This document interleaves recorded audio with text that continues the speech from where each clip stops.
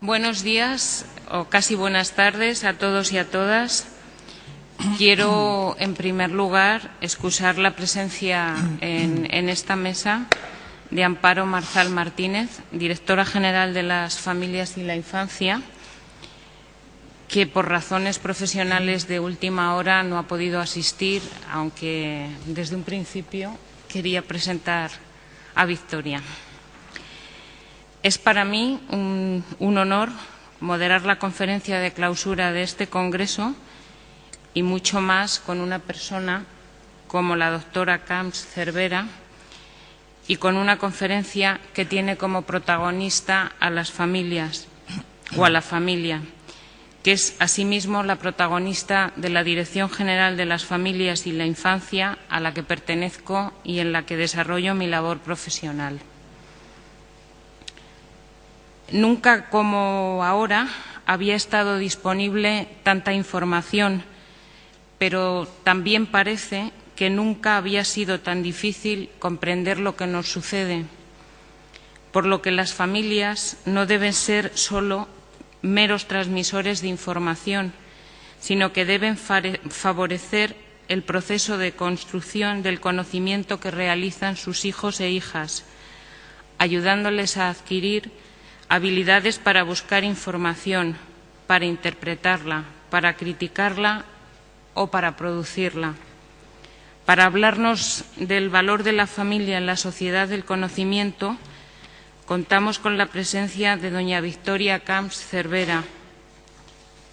Victoria Camps es doctora en Filosofía por la Universidad de Barcelona, catedrática de Filosofía Moral y Política en la Universidad Autónoma de Barcelona, senadora independiente o fue senadora independiente del PSC-PSOE desde 1993 a 1996.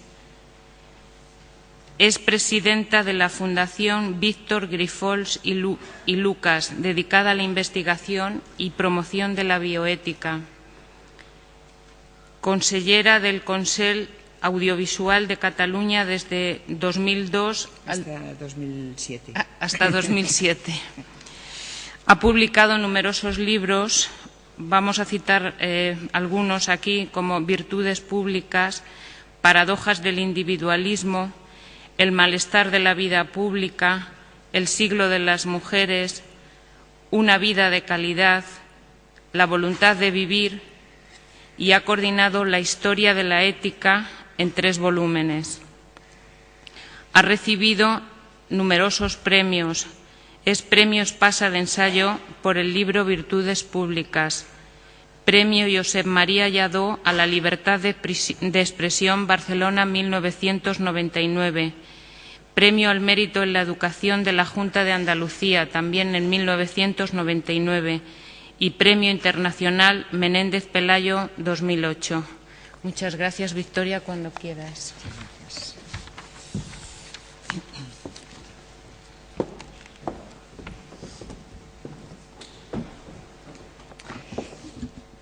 Bueno, voy a empezar diciendo que estoy encantada de estar aquí, que agradezco mucho la invitación a participar en este congreso y hablar de un tema que es un tema sobre el que yo pienso que en general se habla poco. Sobre la familia se reflexiona poco, antes ya se ha dicho, a veces se reflexiona desde un punto de vista excesivamente anecdótico, pensando en aquellos temas que tienen que son un poco más escabrosos, que tienen más morbo, que suscitan más el interés de los medios de comunicación, pero que sin embargo no son los fundamentales.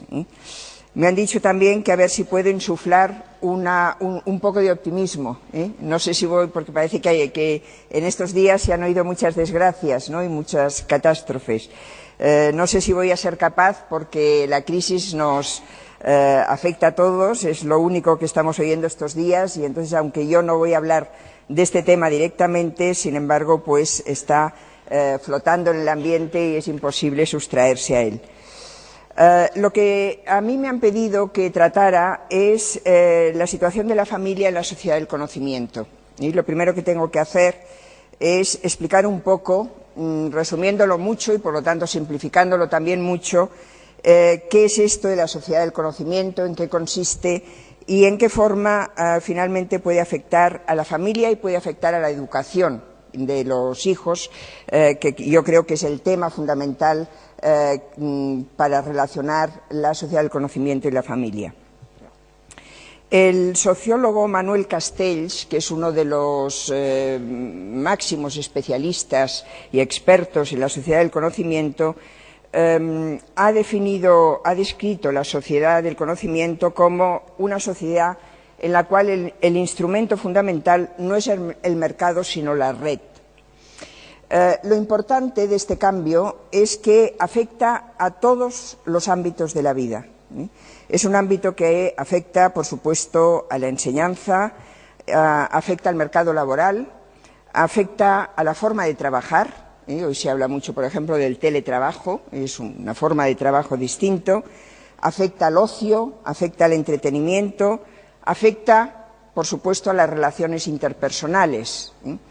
Es una forma distinta de comunicarnos que hace que nos comuniquemos más rápido, que nos comuniquemos en una extensión, en un abanico de posibilidades mucho más amplio, que transforma también incluso la apariencia del entorno en el que estamos.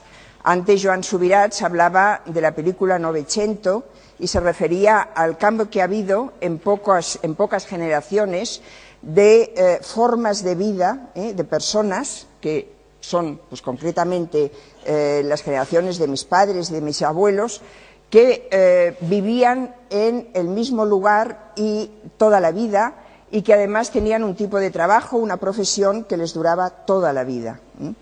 Esto hoy ha cambiado, todo es más precario, pero también hay una diversidad de opciones, capacidad de escoger mucho mayor.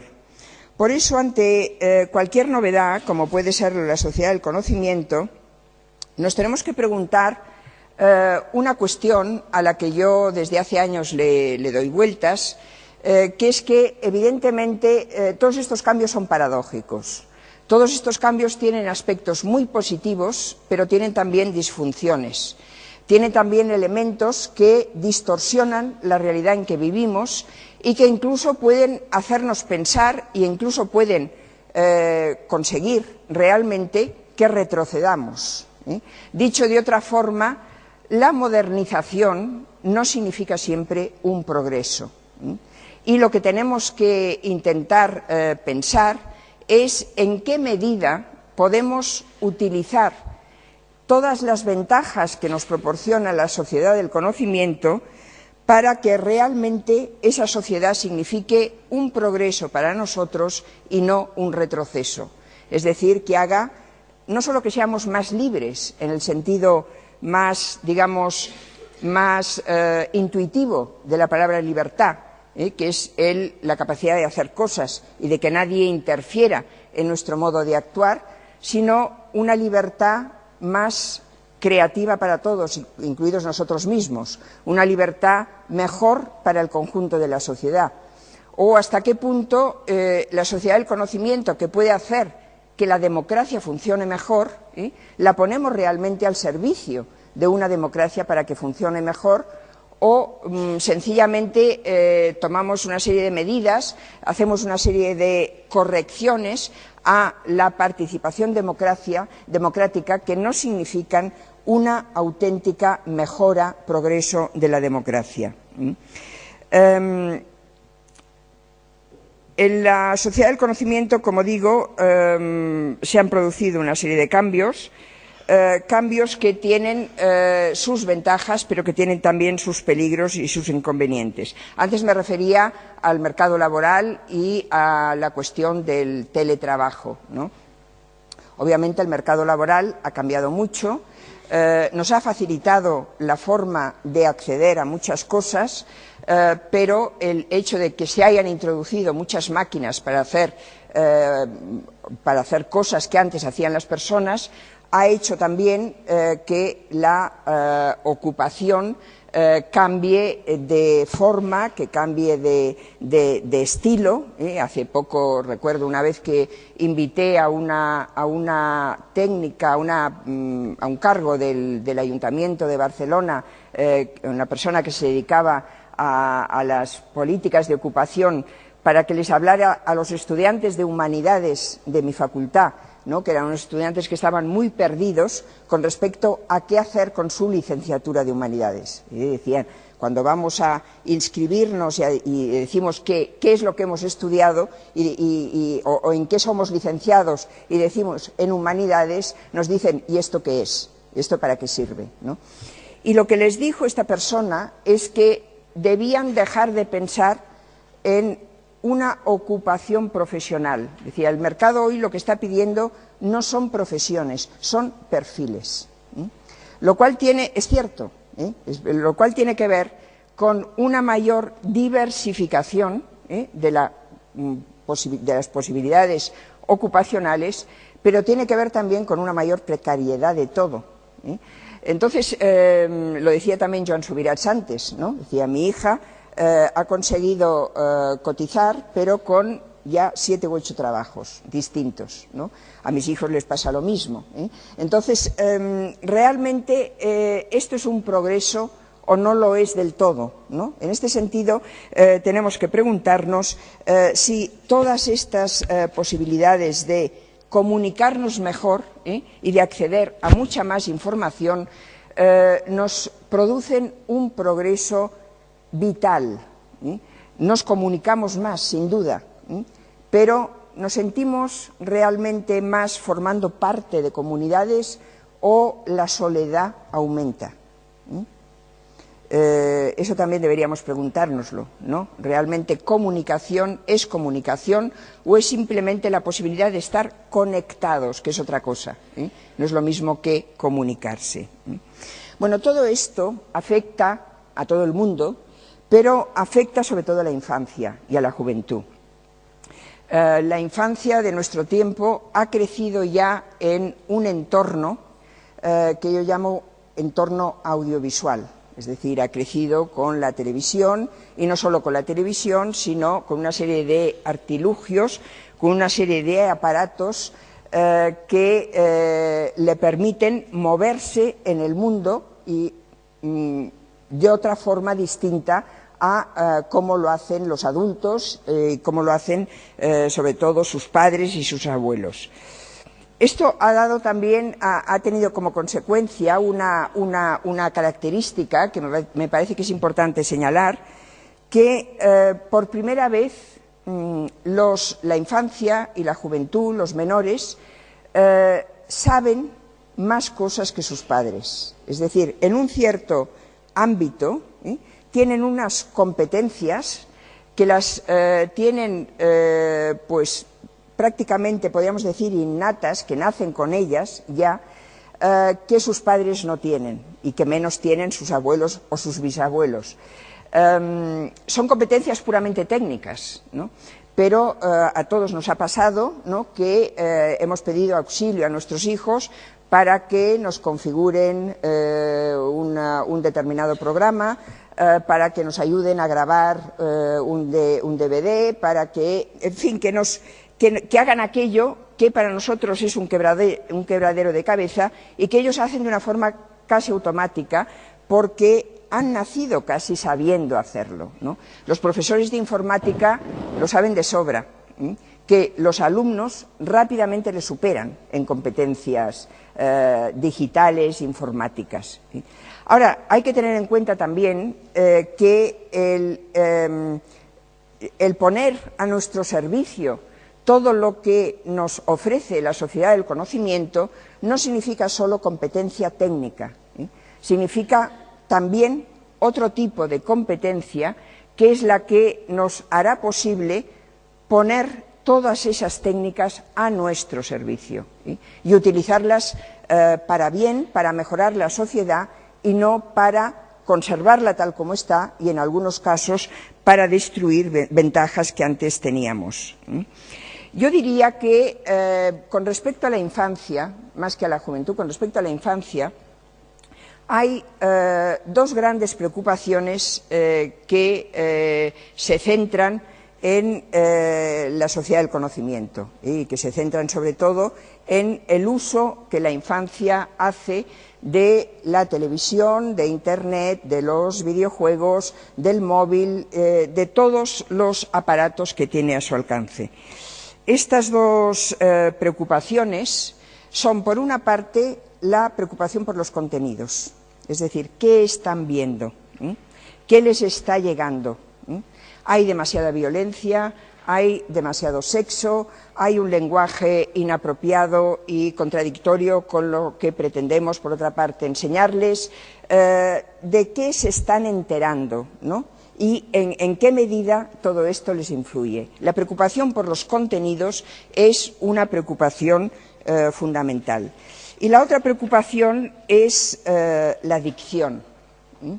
La adicción a las nuevas pantallas, eso que se llama las nuevas pantallas. Una adicción que no adquiere tintes patológicos más que en casos muy extremos y que son excepcionales, pero que todos somos bastante conscientes de que está impidiendo hacer otras cosas que también son importantes. Y concretamente, en el caso de la educación, de la infancia, la adolescencia, pues está impidiendo el estudio. Y está impidiendo el estudio en el sentido tradicional, pero también en el sentido que no acabamos de adaptar a las nuevas tecnologías. Entonces, por una parte, nos preguntamos por el futuro de esto que se llama la multitask generation, es decir, una generación que es capaz de, un adolescente, por ejemplo, que al mismo tiempo puede estar haciendo los deberes en el ordenador, oyendo música por el MP3, conectado al Messenger o hablando por el móvil. Todo esto simultáneamente, al mismo tiempo. ¿En qué medida esto está afectando realmente o afectará a su formación como persona? Y a su formación como persona para moverse en este mundo, que será el mundo del futuro y seguramente mucho más complejo que el que conocemos ahora. Una vía para resolver estos problemas es intentar averiguar empíricamente si realmente este mundo distinto influye en el comportamiento de las personas. El ejemplo es la violencia, ¿no? La violencia ha sido la preocupación más sostenida con respecto a los contenidos televisivos. Y desde hace muchos años se ha intentado averiguar, investigar, si realmente la exposición a tantos actos violentos influye realmente en el comportamiento de las personas. Estados Unidos ha sido pionero, como tantas otras cosas, en estos estudios y llevan años, decenios, dedicándose a investigar empíricamente sobre esta conexión entre exposición a la violencia y comportamientos delictivos, siguiendo incluso a los niños desde las edades tempranas hasta la madurez, viendo si se podía establecer una conexión de causa-efecto entre aquellas personas, aquellos niños más expuestos a la televisión y un futuro de comportamientos delictivos. Los resultados nunca son claros, los resultados nunca son convincentes. No lo son porque el comportamiento humano no se puede analizar como si los humanos fuéramos cosas. En el comportamiento humano intervienen muchos móviles, muchas variables que no son abarcables del todo, nunca. Cada individuo es cada individuo reacciona ante los mismos estímulos de forma diferente y, por lo tanto, es muy difícil llegar a conclusiones globales que nos permitan establecer, a partir de ahí, políticas que remedien posibles disfunciones. Incluso hay mentes perversas que dicen que estos estudios se fomentan desde las administraciones y desde las políticas precisamente para no hacer nada. Es decir, como se sabe que no se llegará a ningún resultado claro ni convincente, se piden investigaciones, estudios empíricos que finalmente no conseguirán nada.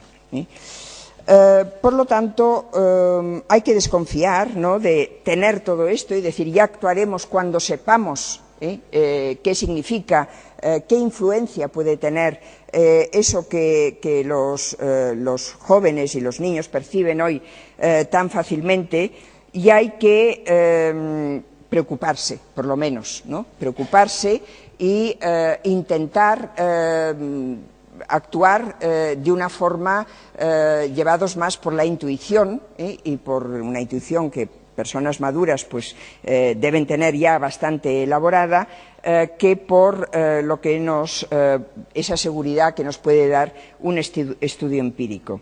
Yo me quiero referir aquí a dos libros, que son dos libros un poco ya anticuados, ¿no?, porque se refieren únicamente a la televisión, y hoy ya no es la televisión el tema más importante, pero que son escritos los dos por dos personas muy inteligentes.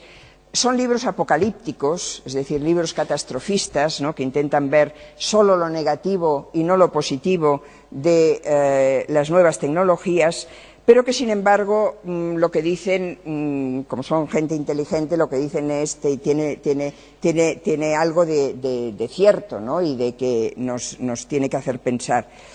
Uno es el libro de Neil Postman, que se titula La desaparición de la niñez.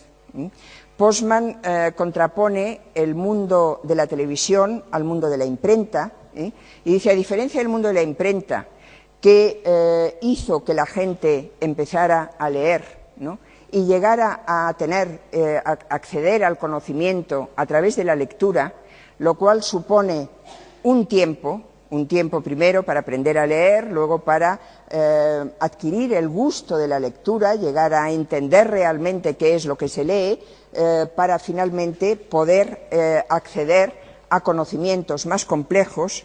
Esto con la televisión desaparece. El niño accedía al conocimiento a través de la imprenta, a través de la lectura, de un modo gradual. Hoy accede al conocimiento de repente, todo de una vez. No se le priva de ver nada, porque la televisión lo pone casi todo a su alcance. Entonces eso significa un poco el privarle al niño del derecho a ser niño, privarle de esperar un poco a saber las cosas y establecer unas pautas para ir acumulando un conocimiento que no se puede asimilar bien a edades demasiado tempranas. Yo creo que tiene parte de razón y que es interesante esta tesis. La otra tesis es la de Giovanni Sartori, en un libro que también fue casi un bestseller hace unos años. El libro se llama Homo Videns, y el temor de Sartori es que acabemos sustituyendo la palabra y el discurso argumentativo y el razonamiento por la imagen. Los medios audiovisuales necesitan imágenes. No se puede hoy dar ni siquiera una noticia si no hay imágenes para poderla dar, ¿no? Estamos ya tan habituados a las imágenes, ¿no?, que cada vez cuesta más llegar a entender algo que no sea a través de imágenes que le dan el soporte adecuado. Esto, bueno, yo, por ejemplo, en la universidad lo he podido ir comprobando con los alumnos, ¿no? Cada vez es más difícil mantener una clase de una hora, de hora y media, sin un PowerPoint, sin un soporte informático que permita distraerse un poco y no tener que hacer el esfuerzo de estar reteniendo, pensando qué es aquello que me están diciendo y qué es lo más importante de lo que me están diciendo. Entonces, aunque no podamos realmente, como decía antes, saber con certeza qué qué resultados puede tener la sociedad del conocimiento, sí que, insisto, deberíamos preocuparnos y deberíamos tomar algunas medidas de las que luego hablaré. Recientemente se hizo un estudio, y este era un estudio empírico, y a veces los estudios empíricos también nos ofrecen sorpresas. Se hizo un estudio en Cataluña, en el Consejo del Audiovisual de Cataluña, con alumnos de secundaria, una muestra muy amplia de 5.000 personas, sobre las preferencias televisivas de la adolescencia. Se les preguntaba a los adolescentes por qué veían la televisión, era un cuestionario amplísimo, ¿no? ¿Por qué la veían? ¿Qué buscaban en la televisión? ¿Qué tiempo le dedicaban? Y de todas las conclusiones, una conclusión a mí me llamó mucho la atención, me pareció muy sintomática y al mismo tiempo muy preocupante, ¿no? Los adolescentes buscan en la televisión información de cómo es el mundo, buscan información de cómo son las personas, cómo son especialmente las personas de su edad, cómo se relacionan entre sí las personas, cómo hablan, cómo se visten, qué modelos son los que triunfan más. Todo eso es lo que buscan en la televisión, o por lo menos lo que dicen ellos que esperan que les dé la televisión. No se están refiriendo a los informativos, que es una cosa que no es especialmente la preferencia de los adolescentes, ¿no? Ver ver los telediarios. Se están refiriendo a cualquier programación televisiva, incluida la publicidad. No porque no sepan distinguir entre publicidad e información, esto lo saben, ¿no? Pero sea como sea, la publicidad también les está dando información. Está dando información de cómo son aquellas personas que triunfan en la sociedad, que son las que aparecen en la publicidad, ¿no? ¿Qué figura deben tener? ¿De dónde salen si no tantas chicas anoréxicas, ¿no? ¿A qué están mirando? ¿Con quién se están comparando? ¿Cómo están queriendo ser para convertir eso en una patología, en una enfermedad, ¿no? Entonces, la televisión no establece esa distinción que desde la ética decimos que es fundamental, la distinción entre lo que es y lo que debería ser. Cuando hablamos de valores, no hablamos de lo que ocurre, hablamos de lo que debería ocurrir. Debería haber más tolerancia, más igualdad de oportunidades, más justicia, más solidaridad, ¿no? Esa distinción la imagen pura no la da, la televisión tampoco la da. Es decir, pocas veces ese mensaje de tensión entre lo que ocurre y lo que debería ocurrir, que es el mensaje moral, lo da ese entorno audiovisual que es el que en mayor medida quizá está socializando a la infancia. Entonces, una de las conclusiones que yo creo que debemos sacar de este nuevo entorno en el que estamos es que hay una serie de valores que, por supuesto, no son los valores económicos, sino los valores éticos, que son valores especialmente vulnerables en este mundo. Hoy dirán que los valores económicos también son vulnerables, ¿no? Porque hoy es lo que está más en crisis. Bueno, no sé si es lo que está más en crisis la economía, La educación también está en crisis desde hace años, ¿no? Y sin embargo no provoca tanto debate ni tanta discusión ni mueve a tanta gente como la economía, porque es una prueba, los valores económicos realmente están asentados, ¿no? Y seguramente cambiaremos muchas cosas para que todo siga igual, y no llegaremos a cambiar cosas fundamentales. Los valores que siempre han estado en crisis son los valores éticos y algunos de ellos creo que hoy son valores especialmente vulnerables. De esos valores vulnerables señalo tres. Uno es la libertad. O sea, parece que el mundo de Internet, el mundo de la informática, el mundo de los móviles nos da realmente más libertad.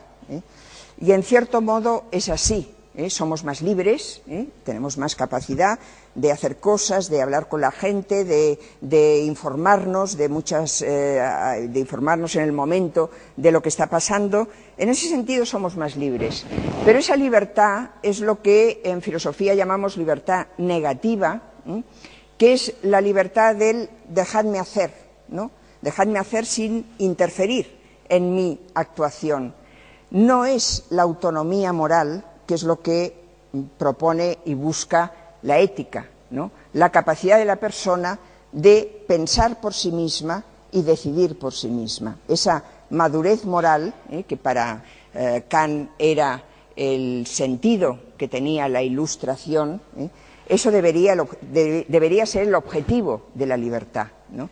Ante la sociedad del conocimiento, ante todos estos avances, realmente podemos decir que lo que se está fomentando es esa autonomía, o se está fomentando una libertad que es puramente negativa, porque también es cierto que las nuevas tecnologías fomentan otras formas de gregarismo, ¿no? De ir todos juntos a buscar aquello que como comunidad pequeña nos interesa, ¿no? Pero no interesarnos por cosas que quedan fuera de nuestros intereses. Otro valor que es vulnerable es la democracia.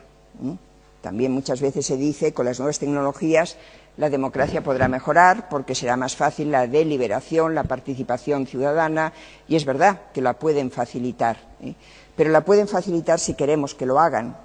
Si no queremos que lo hagan, la democracia seguirá siendo una democracia sin ciudadanos, que yo creo que es uno de los problemas de la democracia actual. Y luego, paradójicamente también, uno de los valores vulnerables de la sociedad del conocimiento, yo creo que es el conocimiento. El mismo conocimiento es un valor en peligro. ¿Por qué?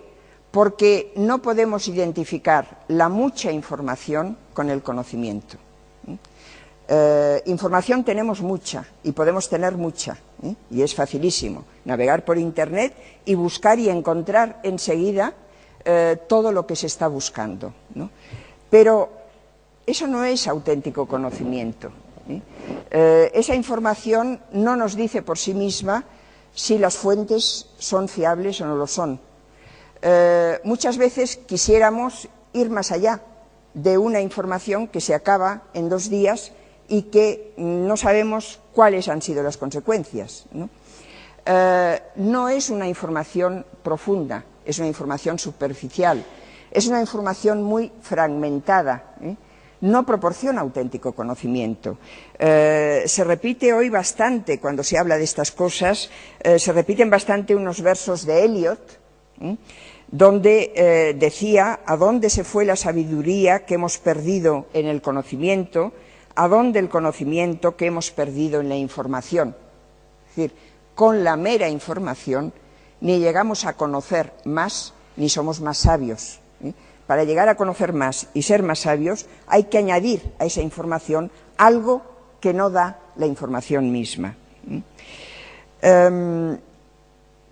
Entonces, lo que está por ver es si somos capaces de poner toda esta técnica que tenemos al servicio del conocimiento. Si somos capaces de poner toda esa técnica para formar personas más inteligentes y más autónomas.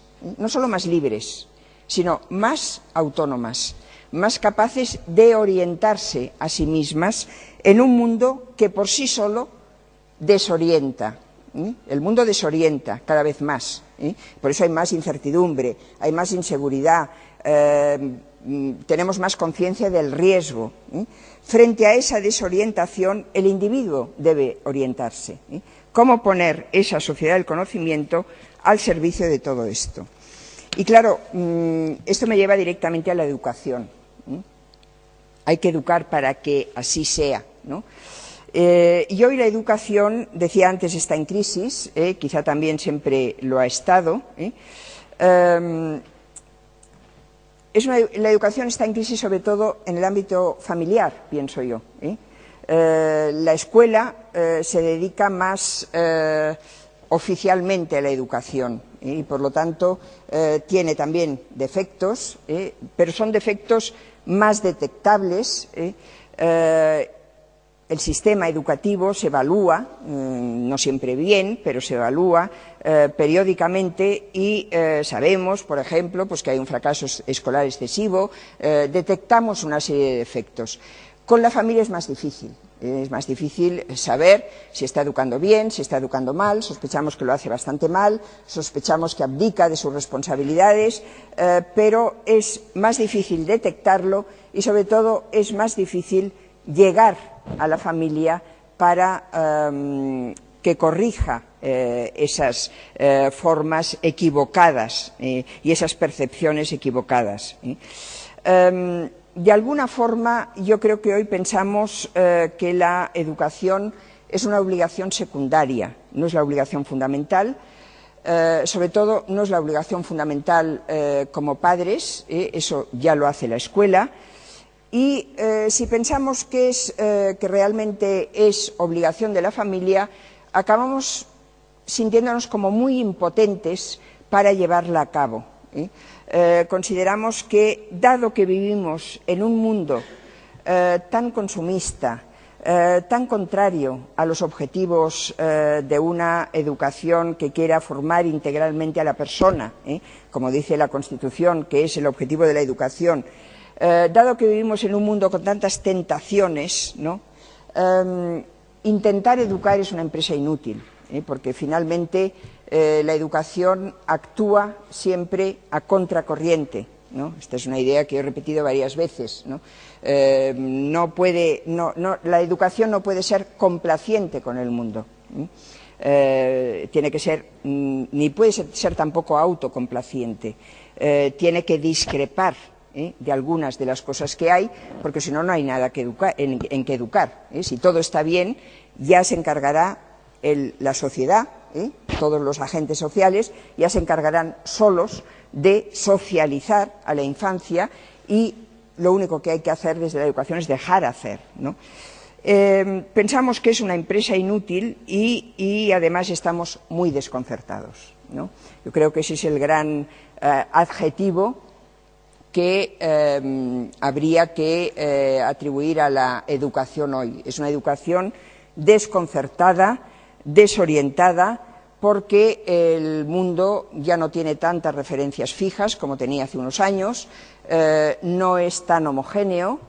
Antes se hablaba de que ya no tenemos ideologías, o que ya no tenemos hoja de ruta, ¿no? Que es la expresión que hoy gusta y que hoy entendemos me parece horrorosa, pero bueno, es lo que utilizamos, ¿no? No tenemos una doctrina para educar. Nosotros hemos conocido, los que somos más mayores, una educación católica, ¿no?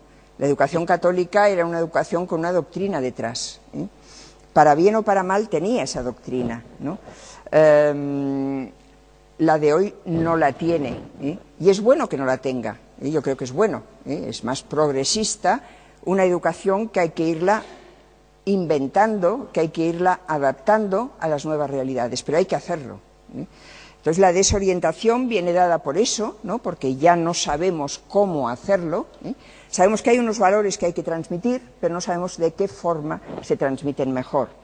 Y eso crea, como digo, un desconcierto del que debe hacerse cargo la familia, porque la tarea educativa no es solo de la escuela, es una responsabilidad compartida de toda la sociedad, pero básicamente la responsabilidad fundamental yo creo que es de la familia. Y hoy la familia tiene una serie de problemas, se encuentra con una serie de formas, de estructuras que le hacen muy difícil dedicarse a la educación. Me voy a referir a 4 de estas características de la familia actual que creo que son bastante sintomáticas de por qué estamos desorientados. Una de estas características es lo que un compañero mío de la Universidad Autónoma de Barcelona, un sociólogo, Lluís Flaqué, llama la familia como asociación en lugar de la familia como comunidad. Las familias actuales ya no son comunitarias, lo eran en el Novecento. El Novecento era la familia nuclear, ¿no?, que iba acumulando generaciones y que se desenvolvía dentro del hogar. Hoy esa comunidad familiar quizás se pueda aguantar mientras los hijos son muy pequeños. Y aún así, bueno, los hijos son muy pequeños, pero cada vez hay menos hijos y además, si hay un poco de posibilidades, pues se subroga mucho ese cuidado de los hijos en otras personas. En cuanto los hijos empiezan a independizarse, la casa se convierte en un hotel, es decir, cada cual tiene su habitación, donde se encierra materialmente, por lo menos mis hijos lo hacían, ponían el pestillo y allí hacían su vida con todos sus aparatos, con sus amigos, y la familia sirve solo como soporte de las necesidades vitales más básicas, la comida, el tener la ropa a punto, el organizar un poco la vida de cada uno.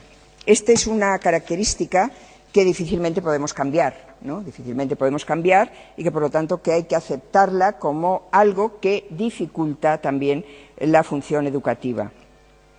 Otra característica es la emancipación de la mujer. La mujer, muchas mujeres hoy trabajan fuera de casa y por lo tanto la función que antes hacían de estar constantemente con los hijos y orientarles y enseñarles a vivir no la pueden hacer ellos. Dado que la conciliación de la vida laboral y familiar entre nosotros todavía es un proyecto con pocas concreciones, pues ese problema lo tenemos muy verde para resolverlo. Y es un gran problema, porque la educación necesita sobre todo tiempo. Yo creo que esta es una idea que hay que repetir mucho, ¿no? Los niños no piden cosas, piden dedicación, piden tiempo y piden ejemplo. Y las dos cosas necesitan la presencia del adulto para que el niño o la niña puedan imitar, puedan recibir todo aquello que se les está enseñando. Otra característica es el mayor bienestar. Lo que antes Fernando Vallespín ha llamado la democratización de la codicia.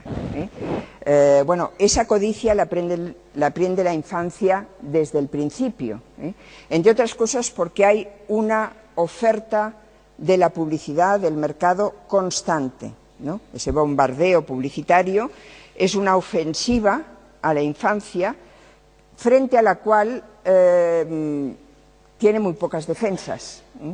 Las tendrá más adelante, pero de momento tiene muy pocas defensas. Y es quizá uno de los motivos de frustraciones más grandes, ¿no? Muchas veces nos preocupamos de todo el sistema educativo está impregnado de la idea de que al niño no conviene reprimirlo demasiado, ni castigarlo, ni frustrarlo, ni darle ocasión de que se traumatice, ¿no?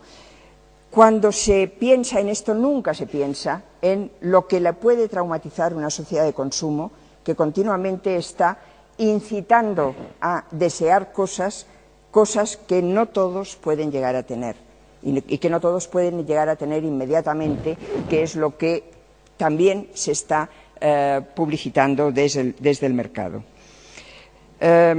Y finalmente, el hecho de que el derecho a la educación sea ya entre nosotros un derecho universal, que la escolarización sea obligatoria y que además se haya alargado hasta los 16 años, hace que se pase a la escuela muchas cosas que antes hacía la familia, ¿no?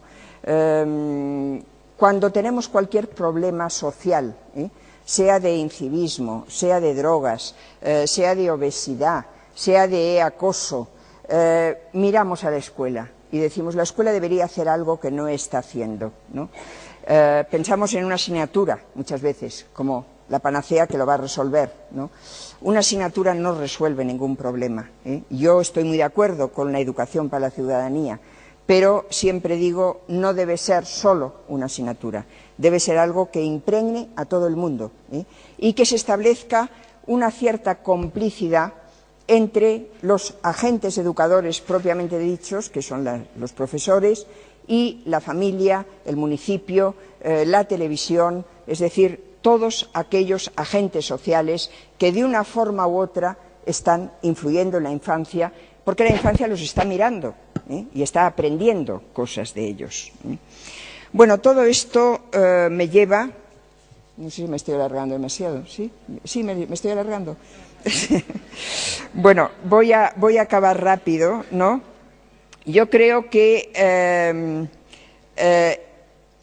el mensaje que hay que extraer de todo esto es que hay que enseñar a utilizar bien todos los instrumentos que tenemos a nuestro alcance, ¿no? Y esa es una responsabilidad de los adultos. Enseñar a utilizar bien los instrumentos que tenemos a nuestro alcance quiere decir dos cosas. Una, alfabetizar de otra forma, y otra, enseñar a decir que no. Educar es poner límites, educar es establecer un cierto control, porque educar no es dejar hacer, ¿no? Ese dejar hacer liberal se ha traducido en una excesiva permisividad y una excesiva, por otra parte, superprotección de la infancia, ¿no? Poner no es más antipático para el educador, ¿no? Es más antipático, requiere más esfuerzo, requiere también más tiempo, requiere repetir las cosas muchas veces, pero es algo que los menores yo creo que están esperando de los adultos, aunque no lo digan, por supuesto, aunque no lo formulen de esta forma, ¿no? Pero si hay que enseñarles a orientarse en el mundo, para enseñar a orientar, que eso es lo que significa educación, extraer de la persona lo mejor que lleva dentro para que pueda vivir bien en el mundo, hay que saber qué es lo mejor y qué es lo peor, y transmitir ese conocimiento, hacerlo llegar a los más jóvenes y alfabetizar en los nuevos medios. Antes decía que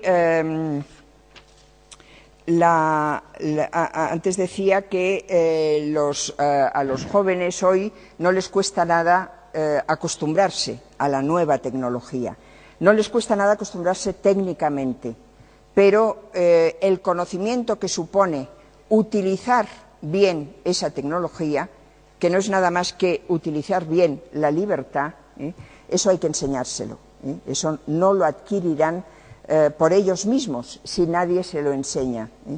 En la educación reglada se está empezando a introducir eso que se llama alfabetización digital o alfabetización mediática, ¿no? Enseñar a ver la televisión, enseñar a utilizar las nuevas tecnologías.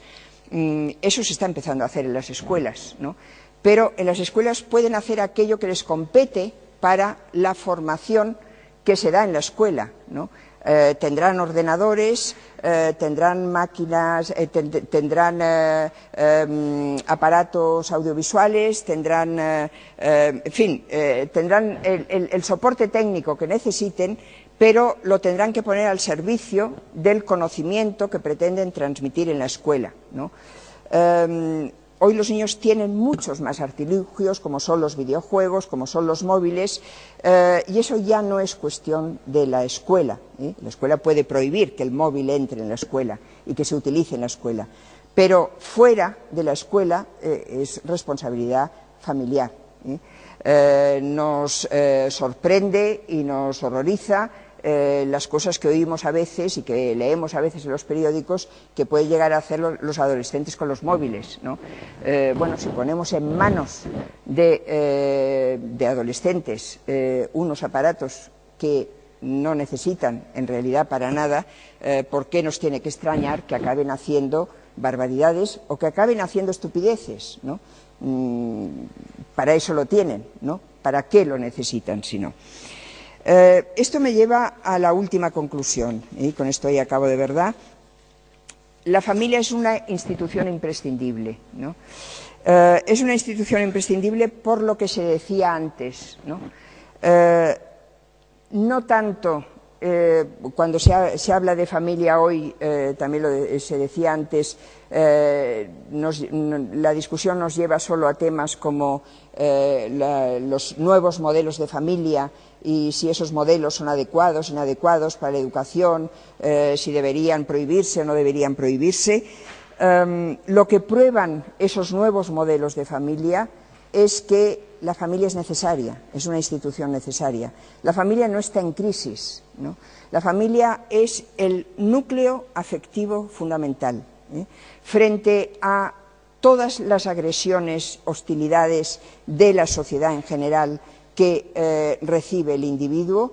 La institución familiar es el único núcleo que le puede proporcionar un mayor afecto, una calidez, una proximidad que sin duda necesita, y que sobre todo necesita al principio de la vida y al final de la vida.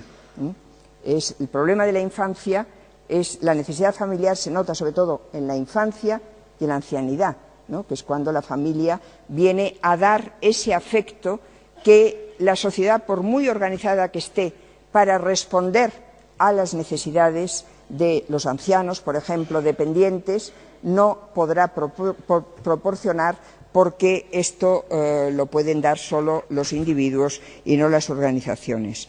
Por lo tanto, la familia no está en crisis. Todas las encuestas lo dicen, todas las encuestas que se hacen a los jóvenes, hay esa encuesta de valores, que es una encuesta europea, que se ha hecho en distintos países, sobre las preferencias valorativas de los jóvenes, qué valores prefieren más. Siempre el primer valor es la familia y el segundo los amigos. Luego vendrá el tipo de trabajo, luego vendrá el poder adquisitivo, luego vendrán otras cosas, ¿no? Pero lo que más valoran es, en primer lugar, la familia, en segundo lugar, los amigos. Es decir, esa necesidad de sentirse reconocido, de encontrarse cerca de los que te quieren. Pero quizá lo que ocurre en nuestro tiempo es que el valor afectivo de la familia está sobredimensionado en detrimento de la función socializadora y educadora de la familia. Yo acabo, perdonen que me haga publicidad a mí misma, pero acabo de publicar un libro que se llama Creer en la educación, y en ese libro hay un capítulo que se titula Que sean felices. Lo que todos los padres hemos dicho siempre cuando dice ¿qué esperas de tus hijos? Que sean felices, ¿no? Y la felicidad hoy se identifica con el poder adquisitivo, con el poder tener muchas cosas, ¿no? Y eso además es lo que el afecto pretende dar, ¿no? Querer mucho a un hijo, demostrarle a un hijo que se le quiere, es darle todo lo que pide, es ofrecerle todo aquello que desea, ¿no? Y eso no es cierto, no es así, eso no es educar, eso no es formar a la persona, ¿no? Por eso pienso que hay que decir también que hoy los niños no acaban de hacerse adultos, porque es verdad que viven en familia de una forma muy atomizada, ¿no? Pero luego no se van de esa familia, les cuesta mucho irse de casa porque viven cómodos, viven bien, ¿no? No acaban de madurar porque en realidad sus padres tampoco acaban de madurar, ¿no? Hay un libro espléndido de un autor italiano que se llama Inmaduros, no recuerdo el nombre del autor ahora, que explica muy bien, ¿no?, esa inmadurez de los adultos que acaba contagiándose a los más jóvenes, ¿no? Entonces, esa es otra paradoja de la sociedad del conocimiento.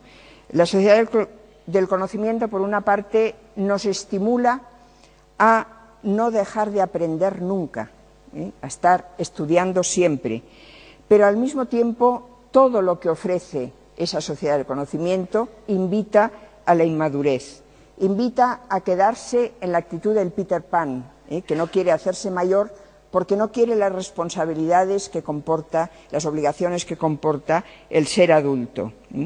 Hay una cosa que dijo hace poco George Steiner, que me pareció muy acertada.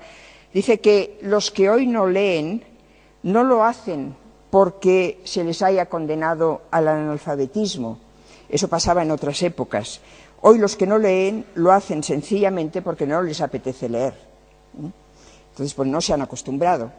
Ese recurso de la lectura, que puede ser un gran recurso, sobre todo para la vejez, no lo tienen porque no se les ha dado, no se les ha educado en el esfuerzo que supone el que acabe gustando leer, ¿no? Por esto acabo, sí, ahora ya de verdad, con dos citas, una de Hannah Arendt, que es una filósofa que escribió también sobre educación y que decía que educar es siempre enseñar algo. No se puede educar sin enseñar nada.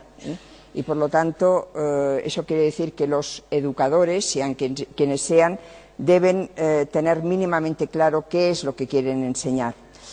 La otra cita es de José Luis Sampedro, que decía: nos programan para venerar el poder y el dinero, pero la sabiduría estriba en la capacidad de menospreciarlos o, en todo caso, de no sacralizarlos.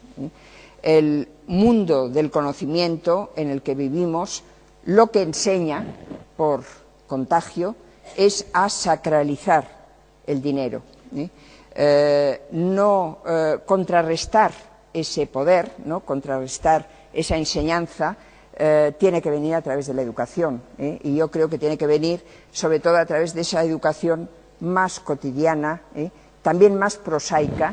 Hay un economista catalán que acababa un artículo con una frase que he repetido muchas veces porque me gustó mucho. Decía: la revolución del futuro tiene que ser prosaica, femenina y cotidiana. Piensen en lo que significa identificar estas tres cosas: la cotidianidad con lo femenino, con lo prosaico, es decir, con lo que no apetece hacer, ¿no? Pero, sin embargo, esa es la revolución. Antes lo decían también, ¿no? Quizá no podamos pensar en grandes ideologías, pero sí en un cambio en cosas muy cotidianas, ¿no? En la forma de manejar la vida cotidiana. Bueno, nada más. Muchas gracias.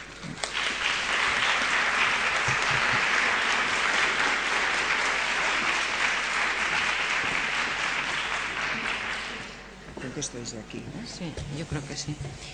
Muchísimas gracias. Hay bastantes preguntas, pero como ya es muy tarde y algunas coinciden y además, según ha ido terminando la conferencia, he ido aclarando algunas, voy a pasar me he limitado a resumir un poquito. Una de las preguntas que le hacen es que si usted considera que los valores vulnerables a los que ha aludido son tan globales, están tan globalizados y son tan generales como para protegerlos a ultranza, e incluso en aquellas culturas que no los consideran tan importantes, o sea, una defensa. Bueno, esta pregunta es horrorosa, porque tendría que dar una conferencia para contestar esta pregunta. Estoy precisamente dando una asignatura de un máster que intenta responder a esta pregunta. A ver, yo creo que los valores éticos ojalá fueran globales, esto para empezar. Es decir, todos los valores que consideramos éticos tienen una exigencia de universalidad. No podemos decir que defendemos la justicia aquí, pero no en otro lugar, ¿no? Sino que la paz, la justicia, la igualdad de oportunidades hay que defenderla en todas partes, ¿no? Y también el conocimiento. ¿Qué ocurre? Que precisamente porque estos valores son generales y globales, son muy abstractos, ¿no?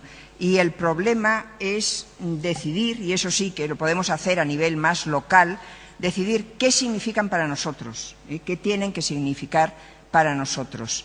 En general hay que defender la igualdad de oportunidades, en general hay que defender el conocimiento, pero llegar a saber en qué sentido es vulnerable el conocimiento para nosotros, qué problemas tiene, esa es una cuestión más local y que yo creo que sí que está en nuestra mano proteger, porque el sentido general de esos valores sabemos cuál es. Y además hay muchos siglos de historia del pensamiento que los han ido definiendo y los han ido aclarando. Entonces, esos valores son, como decía Kant, ideas reguladoras que no nos dicen qué debemos hacer, pero que nos permiten, en todo caso, criticar algo que hacemos cuando no lo hacemos bien. Y cuando nos encontramos ante una injusticia, decimos esto es injusto, ¿no? Porque sabemos lo que es la justicia, ¿no? Por lo tanto, a ese nivel yo creo que sí, que podemos actuar.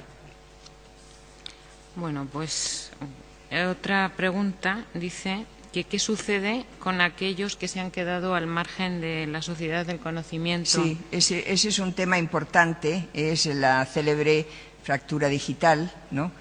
Que deja fuera a mucha gente y que quizá debería ser lo primero, ¿no? Que deberíamos intentar, que técnicamente, yo me he referido más bien a que las competencias técnicas no son suficientes, sino que tiene que haber otras competencias para poner la técnica a nuestro servicio y al servicio de la sociedad, pero claro, para eso hay que tener la técnica, ¿no? Y entonces ahí sí que hay un aspecto fundamental, que es que todo el mundo pueda beneficiarse incluso de las perversidades de la sociedad del conocimiento. Eso es fundamental. Ahora, eso sí que no está en nuestras manos, en las manos de los individuos, diría yo, porque esa es una cuestión de justicia. Y el sujeto de la justicia son las instituciones. Los individuos, frente a las injusticias, solo podemos hacer caridad. No podemos hacer nada más. En cambio, son las instituciones las que deben hacer justicia. Entonces, deben saber cuáles son las prioridades y en qué es más justo invertir los fondos públicos, invertir el dinero de los contribuyentes. Antes también se criticaba este asunto y, por lo tanto, no hace falta repetirlo. Bueno, hay varias preguntas en torno a la conciliación que yo creo que usted ha dejado suficientemente claro, pero por rematar, porque luego más que preguntas le dan la enhorabuena también, querría hacerla esta. ¿Qué parte de responsabilidad tienen las familias en la crisis educativa por haber delegado, primero por ser una unidad consumista y segundo por haber delegado sus funciones en los otros, en la escuela, en los que cuidan de sus hijos? A ver, yo creo que delegar en otros es inevitable, ¿no? Si no hay otras medidas que permitan no delegar tanto. También hay que pensar que los que delegan son los que pueden delegar, ¿no? Y, por lo tanto, si pueden delegar, pueden supervisar mejor. O sea que el problema no es tanto como ayer lo decía estuve en Guadalajara hablando del tema de la mujer y de la revolución de la mujer y cómo estamos hoy. Y claro, el tema de conciliar la vida laboral y familiar es que es fundamental, no solo para las mujeres, para todo el mundo, porque realmente estamos yendo hacia un tipo de sociedad que está renunciando a cosas, por ejemplo la maternidad, ¿no? Que son fundamentales o que la está posponiendo demasiado, con todo lo que eso puede resultar como perjudicial para los hijos, ¿no? Y eso las mismas personas que se dedican a técnicas de reproducción asistida lo reconocen. No es bueno, dicen, que nazcan tantos gemelos, porque no es bueno para los niños, ¿no?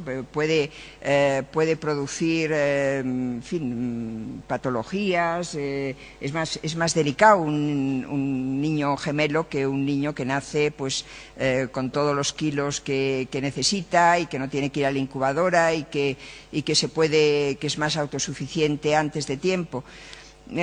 Pero, claro, también está el dinero. Eso se ha convertido en un negocio, ¿no? Y se ha convertido en un negocio que ya no es un negocio destinado a curar la esterilidad, que es para lo que se creó, sino a proporcionar a las mujeres que acceden tarde a la maternidad que puedan hacerlo, ¿no? Claro, eso es una disfunción social que ha ocurrido, no la habíamos previsto, y que, sin embargo, está muy relacionada, ¿no?, con esa incapacidad de la sociedad de conseguir que las personas puedan atender a distintas obligaciones sin menoscabo de ninguna de ellas, ¿no? Es lógico que un mundo que han conformado los hombres durante siglos lo han hecho de acuerdo con sus necesidades, ¿no? Y que ahora, en cuanto se ha producido algo que cambia esa estructura, resulta que hay una serie de necesidades que antes estaban cubiertas que ahora no sabemos cómo cubrir, ¿no? Y a eso hay que abordarlo desde la política y también desde actitudes individuales. Pues aquí lo dejamos. Muchísimas gracias. Nada, muchas gracias. Enhorabuena, ha sido un gusto ir. ¿Sí?